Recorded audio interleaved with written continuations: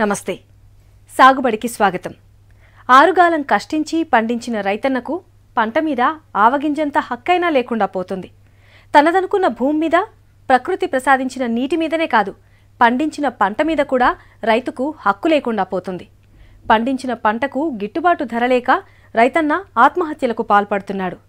అట్లా కాకుండా రైతుకు ఖర్చు తగ్గి ఆదాయం పెరగాలి అంటే చేయాల్సింది ప్రకృతి వ్యవసాయమే అంటాడు జగదీశ్వర్ రెడ్డి. 6 ఏళ్లుగా ప్రకృతి వ్యవసాయం చేస్తూ పండించిన పంటకు స్వయంగా మార్కెట్ క్రియేట్ చేసుకున్నా అంటున్న జగదీశ్వర్ రెడ్డి సక్సెస్ స్టోరీనే ఈనాటి మన సాగుబడి.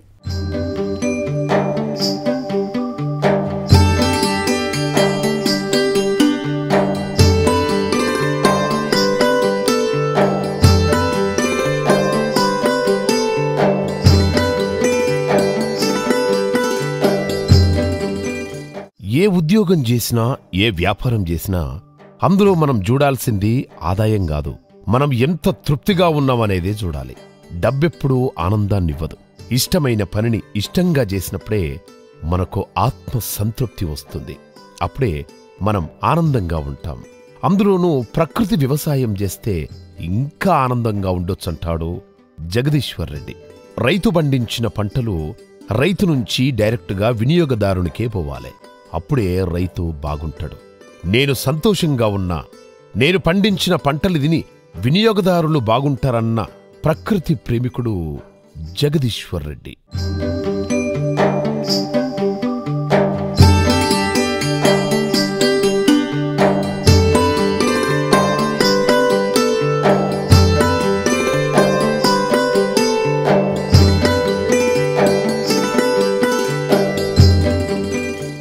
జగదీశ్వర్ రెడ్డిది జగిత్యాల జిల్లా రాంపూర్ అనే ఊరు. బీఎస్సీ కంప్యూటర్స్లో డిగ్రీ పూర్తి చేసిన జగదీశ్వర్ రెడ్డి 1996లో జగిత్యాలలో నెట్ సెంటర్ ప్రారంభించాడు. 2-3 ఏళ్ల తర్వాత విదేశాలకు వెళ్లాడు. అక్కడ సాఫ్ట్వేర్ జాబ్ చేశాడు. కానీ సంవత్సరం తిరగగానే ఆర్థిక మాంద్యం వల్ల తిరిగి ఇండియాకు రావాల్సి వచ్చింది. మళ్లీ అదే సేమ్ బిజినెస్ స్టార్ట్ చేసిండు. అయితే అంతకుముందున్నట్టుగా బిజినెస్ లేకపోవడంతో పాటు పోటీతత్వం పెరిగి లాభాలు తగ్గినాయి. దాంతోటి ఏం చేయాలనో పాలుపోలేదు. అప్పుడే వ్యవసాయం చేస్తే ఎలా ఉంటుందన్న ఆలోచన వచ్చింది జగదీశ్వర్ రెడ్డికి. అలా కంప్యూటర్స్ రంగం నుంచి వ్యవసాయ రంగం వైపు అడుగులు వేశాడు జగదీశ్వర్ రెడ్డి. తనకున్న 10 ఎకరాల భూమిలో వ్యవసాయాన్ని స్టార్ట్ చేసిండు. నా పేరు గడ్డం జగదీశ్వర్ రెడ్డి. మాది రాంపూర్ విలేజ్, మల్యాల్ మండల్, జగిత్యాల డిస్టిక్. నేను 1998 నుంచి 2000 వరకు కూడా కంప్యూటర్ ఫీల్డ్లోనే ఉండి అక్కడే చేసాము. కాకపోతే దానిలో ఉన్న కాంపిటీషన్ ఎక్కువైపోయి చివరికి 1 ఇయర్ అబ్రాడ్ వెళ్ళాల్సి వచ్చింది. ఇక్కడ నేను పోయిన తర్వాత కూడా 6 నెలల దాకా శాలరీస్ లేవు కొంతమందికి. అందుకొరకు దానిలో కూడా ఎక్కువ ప్రాఫిట్ అనిపించకపోయేసరికి చివరికి మళ్ళీ ఇక్కడికే వచ్చి జగిత్యాలే వచ్చేసి కంప్యూటర్ ఫీల్డ్ స్టార్ట్ చేశాము. ఇందులో ఉన్న ఈ పోటీతత్వం వలన ప్రాఫిట్ తగ్గిపోవడం ఆలోచించి ఇది పర్మనెంట్గా ఉండేటట్లేదని ఆలోచించి చివరికి నాకు చిన్నతనం నుంచి ఇంట్రెస్ట్గా ఉన్న వ్యవసాయ ఫీల్డ్ ఎంచుకుంటే ఎట్లుంటుందని ఆలోచించి వ్యవసాయ ఫీల్డ్ స్టార్ట్ చేశాము. జగదీశ్వర్ రెడ్డి వ్యవసాయం చేయాలనుకున్నప్పుడు అందరిలా సాధారణ వ్యవసాయమే స్టార్ట్ చేశాడు. యూరియా, డిఏపి, కెమికల్స్ వాడుతూ 3 ఏళ్ల పాటు వ్యవసాయం చేశాడు. అయితే ఇది ఆయనకు అంత సంతృప్తినివ్వలేదు. అలా చేసినప్పుడు దళారీ వ్యవస్థ, పండించిన పంటకు గిట్టుబాటు ధర రాకపోవడం, ఇవన్నీ ఆయన్ను మళ్లీ ఆలోచనలో పడేశాయి. రైతు పండించిన పంటకు రైతే ధర నిర్ణయించాలి, అప్పుడే రైతు బాగుపడతాడు అనే ఆలోచనతో 6 ఏళ్ల కిందట ప్రకృతి వ్యవసాయాన్ని స్టార్ట్ చేశాడు జగదీశ్వర్ రెడ్డి. స్టార్టింగ్లో మామూలు రైతులు ఎట్లా చేస్తారో వాళ్ళని గమనించి వాళ్ళలాగానే వ్యవసాయం చేశాము. పెస్టిసైడ్స్ వాడడం కానీ, యూరియా కానీ, డిఏపి కానీ ఇటువంటి వాడుకుంటూ 2-3 ఇయర్స్ చేసాము. చేస్తుంటే దాంతో చివరికి మనం కష్టపడి పండించి మనకు ఎంత ఖర్చు అవుతుందో ఆలోచించకుండా జనరల్ మార్కెట్లో మన పండించిన పంటను వేసిన తర్వాత వాళ్ళు రైతుకు నష్టమా లాభం ఆలోచించకుండా వాళ్ళకి ఎంతైతే లాభం ఉంటుందో ఆ దాన్ని బట్టే వాళ్ళు రేట్ నిర్ణయిస్తుండ్రు. అది కొంచెం నాకు నచ్చలేదు. అదేవిధంగా ఈ పెస్టిసైడ్స్ వాడడం వలన కూడా హెల్త్ ప్రాబ్లమ్స్తోని అవస్థపడాల్సి వచ్చింది. అందుకొరకని ఆలోచించి ఈ హెల్త్ ప్రాబ్లం ఉండద్దు, ప్లస్ డైరెక్ట్ మన ఫార్మర్ నుంచి వినియోగదారునికే మనం పండించిన పంట పోవాలి, మీడియేటర్ నిర్ణయించకుండా ధర కూడా రైతే నిర్ణయించాలి.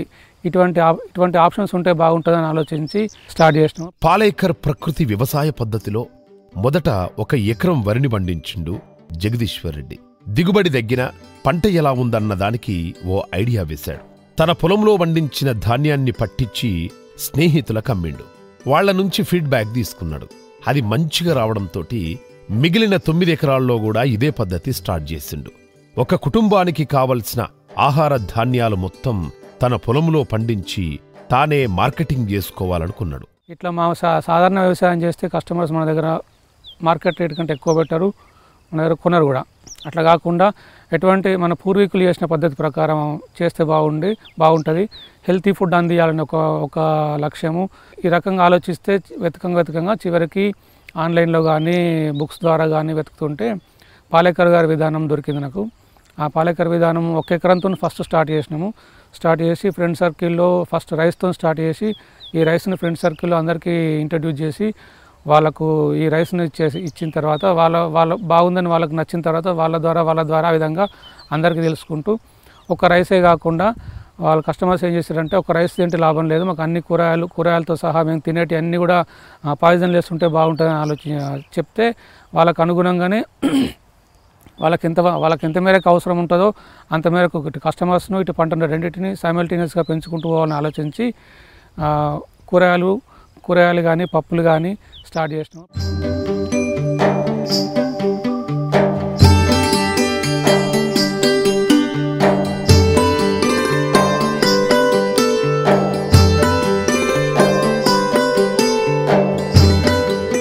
జగదీశ్వర్ రెడ్డికి 10 ఎకరాల భూమి ఉంది. అందులో వరితో పాటు అన్ని రకాల కూరగాయలు, మామిడి లాంటి పండ్ల తోటలు పెట్టాడు. అట్లా వినియోగదారులకు కలుషితం లేని ఆరోగ్యకరమైన నాణ్యమైన పంటల్ని అందించాలన్న లక్ష్యంతో ఈ ప్రకృతి వ్యవసాయాన్ని స్టార్ట్ చేశాడంటాడు ఆయన. ప్రకృతి వ్యవసాయం ఒక పద్ధతి ప్రకారం చేస్తే రైతుకు మంచి లాభాలు వస్తాయంటున్నాడు.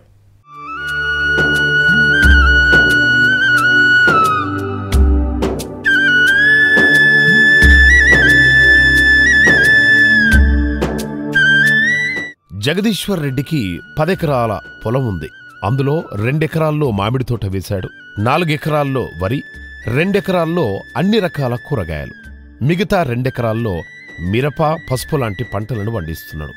అంతేకాదు కస్టమర్ల ఆర్డర్లను బట్టి కూడా పంటలు వేస్తానంటుండు జగదీశ్వర్ రెడ్డి.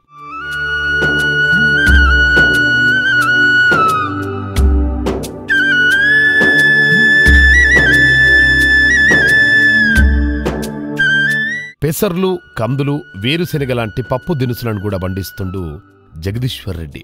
దాంతోపాటు టమాటా, బెండకాయ, వంకాయ, ఆన్యపకాయ, బీరకాయ లాంటి 20 రకాల కూరగాయల పంటలను వేశాడు. ప్రతి కూరగాయకు రోజుకు 5 నుంచి 10 కిలోల దిగుబడి వచ్చేటట్టు పంటలను ప్లాన్ చేస్తుండు జగదీశ్వర్. నాకు మొత్తం 10 ఎకరాల బిట్ ఉంది ఒక దగ్గరే. ఆ 10 ఎకరాల బిట్ లోపల కస్టమర్ల వాళ్ళ ఆర్డర్ని బట్టి 4 ఎకరాలు వరి వేస్తాము. తర్వాత దానిలో 2 ఎకరాలు మామిడి తోట ఉంది. అందులో 1 ఎకరం అంతా పసుపు వేస్తాము. 1 ఎకరం వరకు ఎర్రమిర్చి పౌడర్ కొరకు.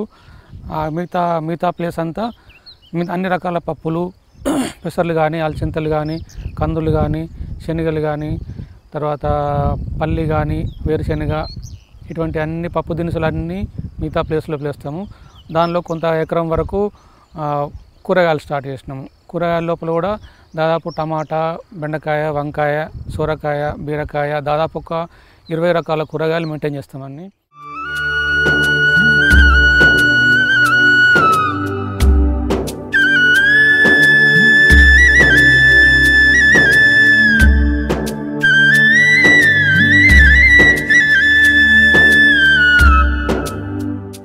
పండిన పంటను మార్కెటింగ్ చేసుకోవడంలో కూడా జగదీశ్వర్ రెడ్డి అందరికంటే భిన్నంగా ఆలోచించాడు. దీనికోసం ఆధునిక టెక్నాలజీని ఉపయోగించుకుంటున్నాడు. జగిత్యాలలో ఆర్గానిక్ షాప్ ఒకటి ప్రారంభించాడు. దాన్ని రిజిస్టర్ కూడా చేయించాడు. తాను పండించిన పంటలన్నీ ఈ షాపుల్ని అమ్ముతాడు.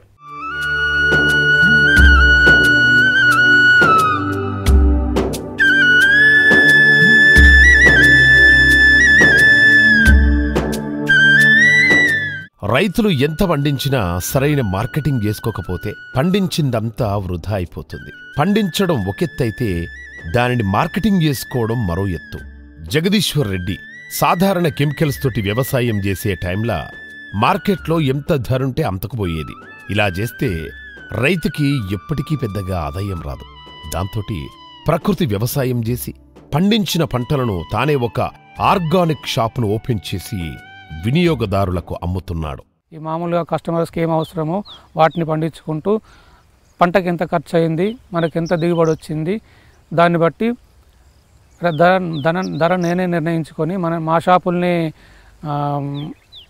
ప్యాకింగ్ చేసుకుంటూ శుద్ధి చేసి ప్యాకింగ్ చేసుకుంటూ మా షాపుల్ని నేను ఒక అవుట్లెట్ స్టార్ట్ చేసిన జగిత్యాలలో. దానికి ఒక పేరు నిర్ణయించి GLR నేచురల్ అగ్రి ఫార్మ్స్ అనే ఒక పేరు నిర్ణయించి రిజిస్ట్రేషన్ చేసి దాని ద్వారా అందరికీ సేల్ చేస్తున్నాము. వాళ్ళు కూడా సాటిస్ఫై అవ్వకుంటూ కూరగాయలు కానీ పప్పులు కానీ దాదాపు చివరికి ఆవాల నుంచి చింతపండు అన్ని దాదాపు మా దగ్గరనే పండించి ఇవ్వాలనే ఉద్దేశంతో ఆ విధంగా పండిస్తున్నాము. ఏ రోజు దింపిన కూరగాయలను ఆ రోజే తన షాపులో పెట్టి అమ్మేస్తుంటాడు జగదీశ్వర్ రెడ్డి. దీనికోసం రోజూ రెగ్యులర్ కస్టమర్లకు ఈ రోజు కూరగాయలు అని ఒక లిస్టును మెసేజ్ చేస్తాడు. దీంతో వినియోగదారులకు అవసరమైన కూరగాయలు ఫ్రెష్గా దొరుకుతాయని, అమ్ముడుబోయే వాటిని బట్టి ఏ కూరగాయలకు ఎక్కువ డిమాండ్ ఉందో తెలుసుకోవడం ఈజీ అవుతుందంటుండు జగదీశ్వర్ రెడ్డి. పప్పులన్నింటినీ శుద్ధి చేసి వాటిని ప్యాక్ చేసి మన షాప్లో మేమే రేట్ నిర్ణయించి పెట్టుకుంటాము. కూరగాయలు కూడా డైలీ కస్టమర్లకు ఈరోజు కూరగాయలు ఏమేమి వచ్చినాయి లిస్టు మెసేజ్ ద్వారా పంపుకుంటూ మా ఫీల్డ్ దగ్గరే మొత్తము కడిగి శుద్ధి చేసి పాడైనవన్నీ తీసేసి వాటిని పావు కిలో కానీ అర్ధ కిలో కానీ ప్యాక్ చేసి వాటిని తీసుకెళ్ళి మా అవుట్లెట్లో పెట్టేస్తాము. కనీస ధర 40 రూపాయలు మెయింటైన్ చేసేటట్టు, కిలో 40 రూపాయలు మెయింటైన్ చేసేటట్టు కనీస ధర నిర్ణయించినాము. మార్కెట్లో కనుక ఎక్కువ ఉంటే కనుక దానికంటూ 10 రూపాయలు ఎక్కువ పెట్టేసి మన ప్రోడక్ట్స్ అన్నీ సేల్ చేస్తుంటాము. కందులు, పెసర్లు లాంటి పంటలు కూడా ముడిసరుకుగా కాకుండా వాటిని పప్పుగా మార్చి అమ్ముతుండు. దాంతోపాటు పసుపు, మిరపలను కూడా పౌడర్గా చేసి తన షాపులోనే అమ్ముతుండు. వడ్లను బియ్యంగా మార్చి అమ్ముతుండు. కూరగాయలను దింపిన తర్వాత తానే స్వయంగా ప్యాకింగ్ చేసి షాపులో పెట్టి కస్టమర్లకు మెసేజ్ చేస్తాడు. దానికి తానే ఒక ధరను నిర్ణయించి ధరను కూడా మెసేజ్ చేస్తుంటాడు జగదీశ్వర్ రెడ్డి. దీంతోటి కస్టమర్లకు ఏ కూరగాయలు అవసరమైతాయో అవొచ్చి తీసుకుపోతారంటున్నాడు. సాధారణ మార్కెట్ ధర కంటే ఈ కూరగాయలు ఎక్కువ ధర ఉంటాయంటున్నాడు.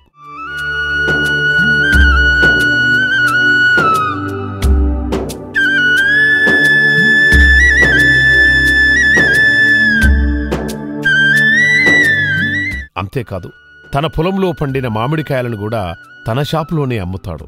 కాయను మాగేంత వరకు చెట్టుమీదే ఉంచి ఆ తర్వాత దింపి ఒకరోజు గడ్డిలో మక్కబెడతాడు. అలా చేస్తే కాయ టేస్ట్ రావడమే కాదు, ఎక్కువ రోజులు నిల్వ కూడా ఉంటుందంటున్నాడు. ఈ మామిడి చెట్టుకు దాదాపు ఇది 10 ఇయర్స్ అవుతుంది. మిగతా చెట్లు అనేది 6 ఇయర్స్ అవుతున్నాయి దాదాపు. స్టార్టింగ్ నుంచి ఈ చెట్లకు ఎటువంటి స్ప్రేలు కానీ ఎటువంటి యూరియా కానీ DAP కానీ ఏమీ వాడకుండానే సాగు చేస్తున్నాము. మామూలుగానే జీవామృతం పోయడం ద్వారానే మంచి పంట వస్తుంది. ఫస్ట్ 2 ఇయర్స్ 3 ఇయర్స్ ఎట్లా క్రాప్ రాదు కాబట్టి 3rd ఇయర్ నుంచి మాకు దాదాపు ఈ పండిన పంటలన్నిటి పండిన ప్రతి మామిడికాయను చెట్టు మీదనే మాగదాకా ఉంచి 1 రోజు 2 రోజులు మాగేసి జనరల్గానే మాగేసి నా షాప్లోనే మేమే అమ్ముతున్నాము. దాదాపు డబ్బులు వాళ్ళకంటే ఎక్కువనే వస్తున్నాయి, మాకు తక్కువేం రావట్లేదు. అయితే వడగాల్పులు వచ్చినప్పుడు కానీ రాళ్ళు పడ్డప్పుడు కానీ తట్టుకునే శక్తి కూడా ఈ జీవామృతం ద్వారా, ఈ ఆవు పేడను కారబెట్టడం ద్వారా చెట్టుకు ఆ శక్తి వస్తుంది.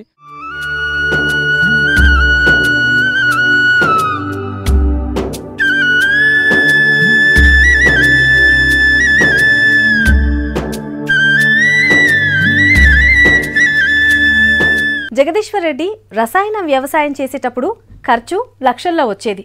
అయినా పండించిన పంటకు సరైన ధర లేకుండా నష్టాల్ని అనుభవించాల్సి వచ్చేది. దానికి తోడు దళారీ వ్యవస్థ కూడా రైతుల్ని మోసం చేసేది. ఇట్లా కాకుండా ఉండాలి అంటే ఖర్చు తక్కువ, ఆదాయం ఎక్కువగా ఉండే ప్రకృతి వ్యవసాయం బెస్ట్ అని పాలేకర్ పద్ధతిని ఫాలో అయ్యిండు జగదీశ్వర్ రెడ్డి.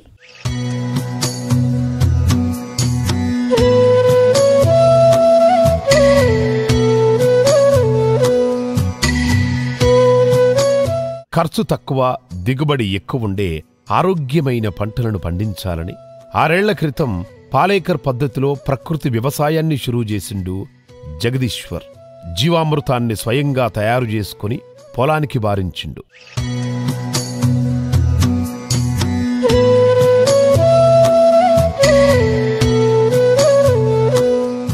పాలేకర్ పద్ధతిలో ఒక ఆవుతోటి 30 ఎకరాల పొలం సాగు చేయవచ్చు. ప్రస్తుతం జగదీశ్వర్ రెడ్డి తనకున్న 10 ఎకరాల పొలంలా ప్రకృతి వ్యవసాయం చేస్తుండు. జీవామృతాన్ని అన్ని రకాల పంటలకు పారించవచ్చని కూడా చెప్తుండు. దీనికోసం ఒక ఆవును కూడా కొన్నాడు. అంతేకాదు విత్తనం నాటే ముందు విత్తనాన్ని ఆవు మూత్రం, ఆవు పేడతో శుద్ధి చేసుకోవాలి. ఇట్లా చేస్తే విత్తనాలు 90% మొలుస్తాయంటున్నాడు. పెస్టిసైడ్స్ కానీ, యూరియా కానీ, డిఏపి కానీ వాడడం వలన ఎక్స్పెన్స్ ఎక్కువైపోయి రైతుకు పెట్టుబడి ఎక్కువైపోయి లాభం తక్కువ ఉంటుందని ఆలోచించి ఈ సుభాష్ పాలేకర్ గారి విధానంలో పెట్టుబడి తక్కువగా ఉంటుంది. దాని పేరే జీరో బడ్జెట్ స్పిరిచువల్ ఫార్మింగ్ అని. కాబట్టి ఆ పద్ధతి చేస్తే బాగుంటుందని ఆలోచించి ఆ పద్ధతిలో స్టార్ట్ చేశాము. ఒక ఉంటే దాదాపు 30 ఎకరాల దాకా సేద్యం చేయొచ్చు. దాని పేడ ఒక 10 కిలోల పేడ తీసుకొని 10 లీటర్ల మూత్రము, దాని మూత్రాన్ని కలెక్ట్ చేసుకొని ఒక 2 కిలోల బెల్లాన్ని కానీ లేకుంటే చెరుకు రసాన్ని కానీ, నూనె రాని పప్పు గింజల పిండి, బెల్లము, 10 లీటర్ల ఆవు మూత్రము, 10 కిలోల ఆవు పేడ, ఈ 4ంటిని ఒక 200 లీటర్ నీళ్ళల్లో వేసేసి 2 డేస్ కలపాలి. పొద్దున సాయంత్రం రోజు 2 సార్లు కలిపి 2 డేస్ తర్వాత 3rd డే నుంచి 10 డేస్ లోపు, మ్యాక్సిమం 1 వీక్ 10 డేస్ లోపు 1 ఎకరానికి డిస్ట్రిబ్యూట్ చేసుకుంటే సరిపోతుంది. మీరు వాటర్లో ఇవ్వచ్చు, లేకుంటే స్ప్రే ద్వారా కానీ, లేకుంటే చల్లడం ద్వారా కానీ ఏదో రకంగా 1 ఎకరానికి స్ప్రెడ్ చేయాలి.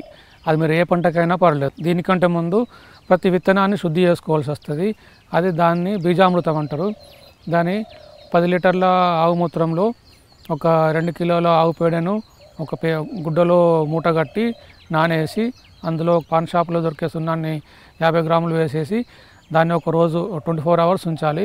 ఉంచిన తర్వాత ఆ ముద్దను తీసి దాన్ని బాగా పిండేసి విత్తనాలకు పట్టించుకుంటూ ఆరబెట్టుకోవాలి. ఈ విధంగా విత్తన శుద్ధి చేస్తే దాదాపు 90% విత్తనాలు మొలకెత్తాయి. అంతకుముందు పెస్టిసైడ్స్ వాడిన దానికంటే ప్రకృతి పద్ధతిలో పిచికారీ చేసి జీవామృతం, అగ్ని అస్త్రం లాంటివి పంటకు బాగా పనిచేస్తుంది. దీంతోటి మొక్క పచ్చగా ఉండడమే కాకుండా పంట కూడా బాగొస్తుంది. తన పొలంలో నీటి సౌకర్యం తక్కువగా ఉండడంతోటి ఉన్న నీటిని సరైన పద్ధతిలో డ్రిప్ తోటి వినియోగించుకుంటుండు. సోలార్ పవర్ ప్లాంట్ని తానే స్వయంగా నిర్మించుకొని విద్యుత్తును ఆదా చేస్తుండు. ఏ పంటకైనా కానీ ఏదైనా డిసీజ్ వస్తే దీనిలో 4 రకాల మందులు ఉన్నాయి. ఆగ్నేయాస్త్రం అని, నీమాస్త్రం అని, ఇట్లా 4 రకాల మందులు ఉంటాయి. 10 లీటర్ల ఆవు మూత్రంలో ఒక 2 కిలోల వేపాకు, ఒక 1/2 కిలో పచ్చిమిర్చి, ఒక 1/2 కిలో వెల్లుల్లి, అదేవిధంగా ఒక కిలో నుంచి 2 కిలోల దాకా పొగాకు, ఇవన్నీ మంచిగా దంచి ఆవు మూత్రంలో వేడి చేయాల్సి ఉంటుంది. ఒక 3 పొంగులు కానీ 4 పొంగులు కానీ వచ్చేంత వరకు వేడి చేసి చల్లార్చిన తర్వాత ప్రతి 15 లీటర్స్కు 450 ml కానీ 300 ml కానీ ఆ విధంగా ప్రతి 15 లీటర్స్ వాటర్కు ఈ ఆగ్నేయాస్త్రాన్ని కలుపుకొని ఎటువంటి డిసీజ్ ఉన్నా కానీ పోవడానికి దీన్ని వాడుకోవచ్చు. స్ప్రే చేస్తే సరిపోతుంది. అన్ని పంటలకు పనిచేస్తుంది. దాదాపు ఒకే రకమైన పంటలను ఎప్పుడూ వేయకూడదు. మల్టీ క్రాపింగ్ వేయాలి. దీంతోటి ఒక చెట్టుకొచ్చే శత్రుపురుగు మరో చెట్టుకు మిత్రపురుగ్గా మారుతుంది. దాంతోటి పంటకు లాభం వస్తుంది. ఒక చెట్టు వదిలేసిన పోషకాలు మరో చెట్టుకి ఉపయోగపడతాయి. ఆ రకంగా చేస్తే పంట దిగుబడి ఎక్కువ వస్తుంది. ఏ రైతు కూడా తన కోసం బతకడు, 10 మంది కోసం బతుకుతాడు. 10 మందికి మంచి ఆరోగ్యమివ్వాలని కోరుకుంటాడు. ఆరోగ్యమైన పంటలను అందించాలంటే చేయాల్సింది ప్రకృతి వ్యవసాయమే అంటాడు జగదీశ్వర్ రెడ్డి. సాధారణంగా రైతులందరూ ఒకే రకమైన పంట వేస్తుంటారు. అయితే వరి వేస్తారు, లేకుంటే మొక్కజొన్న వేస్తారు, లేకుంటే పసుపు వేస్తారు. దీని ద్వారా మార్కెట్లో డిమాండ్ తగ్గిపోయి రేటు పడిపోయి రైతు నష్టపోతుండు. అట్లా కాకుండా ప్రకృతి వ్యవసాయంలో పాలేకర్ గారు చెప్పేది ఏంటంటే ఒకే రకమైన పంట కాకుండా మల్టీ క్రాప్స్, రకరకాల పంటలు ఒకే భూమిలో వేసుకోవచ్చు. ఈ మామిడి తోటలో కూడా ఒకే రకమైన ఫ్రూట్స్ కాకుండా రకరకాల ఫ్రూట్స్ కూడా వేసుకోవచ్చు. ఆ రకంగా వేసుకుంటే ఒకటి వదిలేసిన పోషకాలు ఇంకో మొక్కకు ఉపయోగపడతాయి. కాబట్టి ఆ రకంగా పంట ఎక్కువ వచ్చే అవకాశం ఉంటుంది. ఒకే రకమైన పంట ప్రతిసారి వేయడం ద్వారా ఒకే రకమైన పోషకాలు నిల్వ అయిపోయి ఆ పంట రాకుండా దిగుబడి తగ్గిపోతుంటుంది. కాబట్టి రకరకాల పంటలు మార్చుకుంటూ పప్పు దినుసులు కానీ, ఫ్రూట్స్ కానీ, ఫ్లవర్స్ కానీ ఏది వేసుకున్నా కానీ మల్టీ క్రాపింగ్ పద్ధతి ద్వారా రైతుకు లాభదాయకంగా ఉంటుంది. తనకు అవసరమైన పప్పులు కానీ ఇంటికి అవసరమైన ధాన్యాలన్నింటినీ తనే పండించుకుంటూ మిగిలిన ధాన్యాన్ని అమ్ముకోవడం ద్వారా రేటు ఉన్నా లేకున్నా ఆయనకు నికర ఆదాయం వచ్చే అవకాశం ఎక్కువ ఉంటుంది. కాబట్టి మల్టీ క్రాప్స్ పద్ధతి ద్వారా చాలామంది రైతులకు ఉపయోగకరంగా ఉంటుంది.